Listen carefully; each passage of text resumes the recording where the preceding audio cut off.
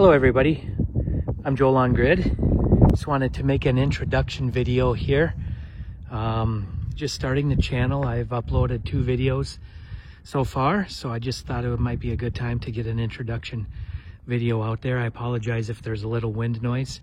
I'm in northern Minnesota. It's a little windy, kind of on the prairie between Minnesota and North Dakota.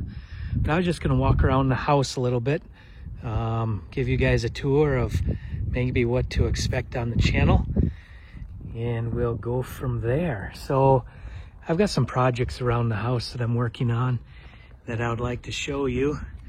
Some things that we'll be working on here in the near future. So we'll go into the shed. Like I said, I just built this shed last year, and it's a great shed. I love it.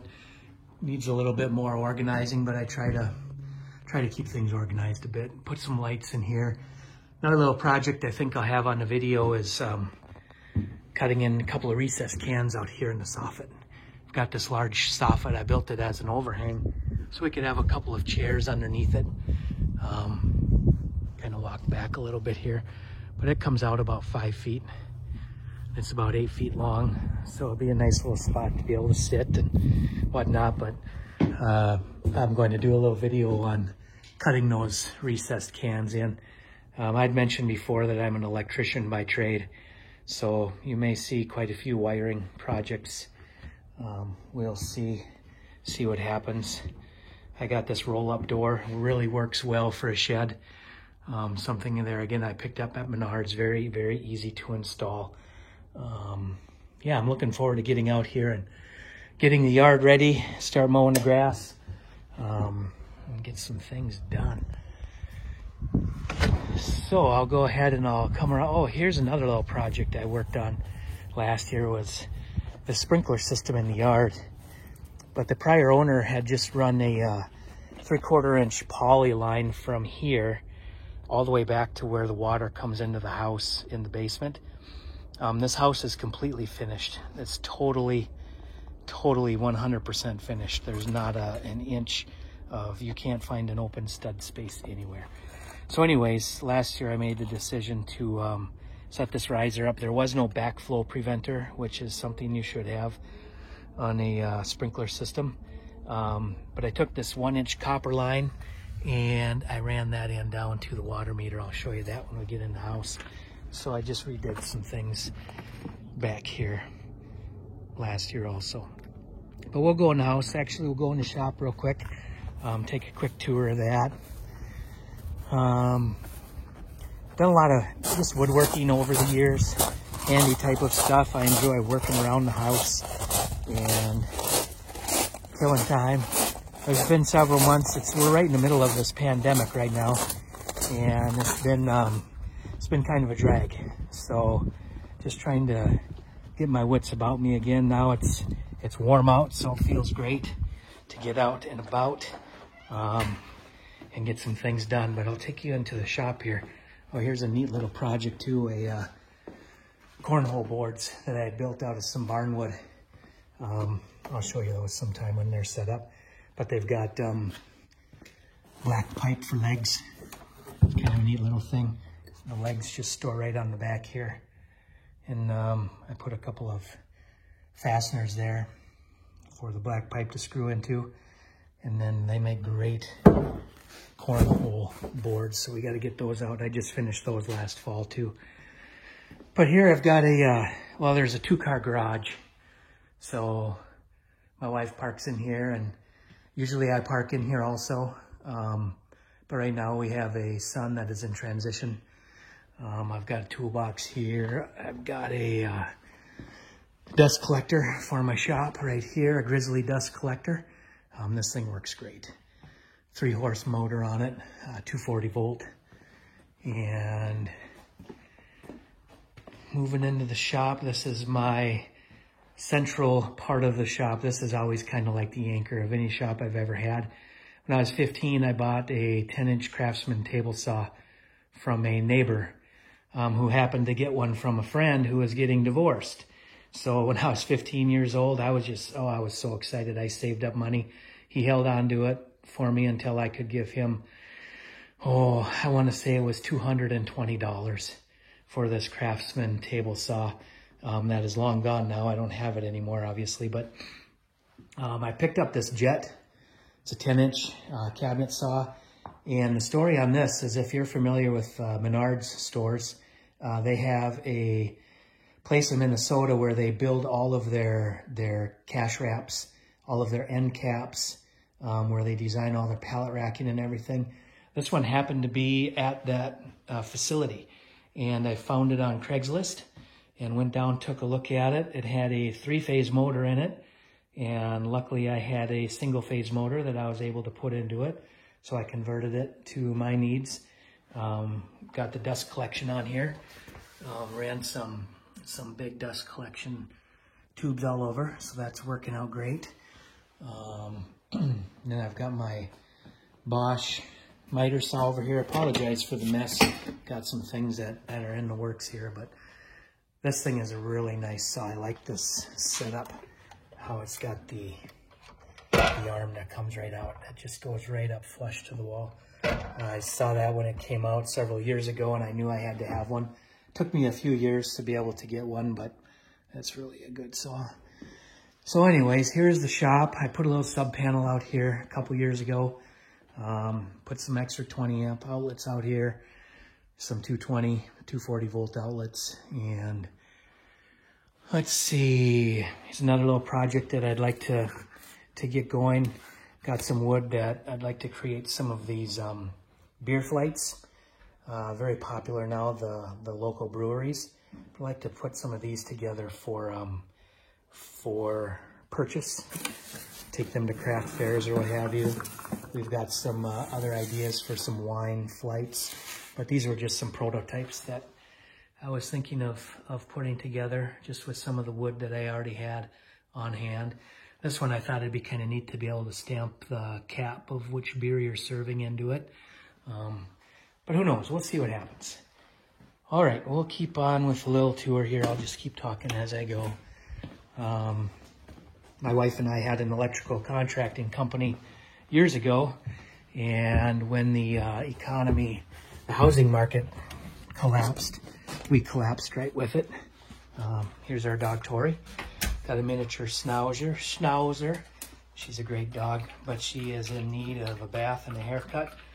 During the pandemic right now, we're not able to do any grooming out and about, so she's getting a little ragged. Put this laundry sink in last year. This was just a closet. There was nothing here except the bifold doors and the shelf inside there. So we took the bifold doors out, and the owner had it set up for a washer dryer. You can see back behind the sink there's a washer box. So that's where I came out for the plumbing.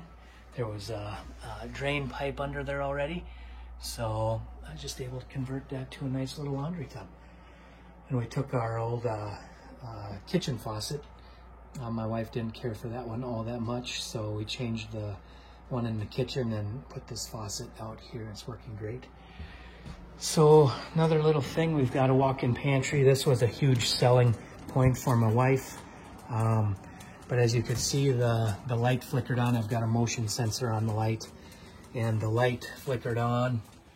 It's an LED light bulb, but this light has just never been adequate for this pantry. So I've got to figure out something better that we could do, but that goes way up there. It's a vaulted ceiling in here along with the rest of the main part of the house. So we've got a lot of room in here, but we'd like to get it lit up a lot better. So that's something we're going to be working on also. Then in here we've got, there's one of those solo tubes. But when they painted the house, the interior of the house, they painted it all one color. Ceiling, walls are all the same. Looks a little different there because of the way the light is hitting it, but it's all the same color. And that's not our preference. We'd prefer to have white ceiling and not painted recessed trims. I prefer the trims that are recessed up in there and not the flush type with the bulb hanging down. That's not the preference, but we'll get this painted up someday, and I'd like to replace all of these trims. I did this little project shortly after we moved in, a shiplap around the fireplace. Got a nice fireplace here. We really love that. It's a gas fireplace. And so I put the shiplap in, and then also went on Craigslist and found this walnut piece. It was about an 8x8 rough, just a very rough sawn log. And I purchased that for, as probably a couple $100, and then finished it, hand planed it, squared it up a little bit. It's still a bit rough, which is exactly what my wife and I wanted. So that was a fun little project to tackle also. So we'll just keep taking a little tour here. I'll go downstairs. I want to show you where that water comes in. Another little thing that we did was change out the bath fans in these bathrooms. It's got the those small, it's like a NuTone 933 was the brand that many contractors put them in. They're just a contractor grade, pretty cheap, but they're so noisy. Well, Braun and NuTone are now combined, but they make this retrofit kit, and they're super, well, I wouldn't say super quiet, but they're way more quiet than they used to be. So I've just turned it on there, and the other one was probably twice as loud as that. So that's kind of a nice little feature. Dog's getting under my feet here, if you can hear that. So when it came time to run the water pipe in, now I'm back in the basement, and this is right where the water line comes in. I cut out these holes in the drywall, and then when it came time to repair the holes in the drywall, I just put a little frame around it and used that as a access hole. So the same piece of drywall is right in there, and you can use that to access the pipe up there. Maybe I'll show sometime, but I insulated it. I tipped it back to drain out to the back, and it's well hung up in there with good pipe hangers and everything, so it's not going to go anywhere. We'll come around here to the laundry room. So we're coming in the laundry room here, and this is where our panel room is, and the water heater and the sump pump. We get a lot of groundwater here. This is kind of the main hub for all the plumbing. But this is where I tapped in with that 1-inch water line.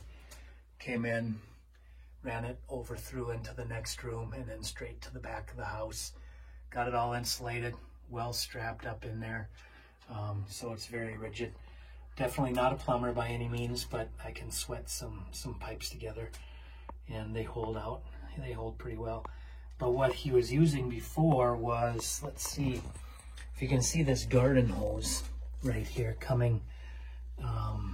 It was coming out of this tap right here, and this little 5-foot garden hose was hooked up to this right here, and that was running the sprinkler system for the entire yard, and I did not care for that. So that's why we're putting a backflow preventer on there, and we'll get that set up.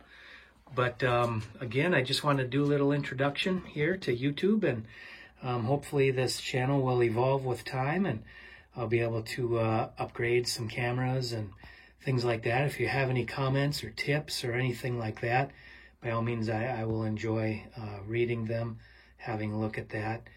And I'm using my daughter's phone, and I wanted to get a shot back around to myself, but I can't make that happen.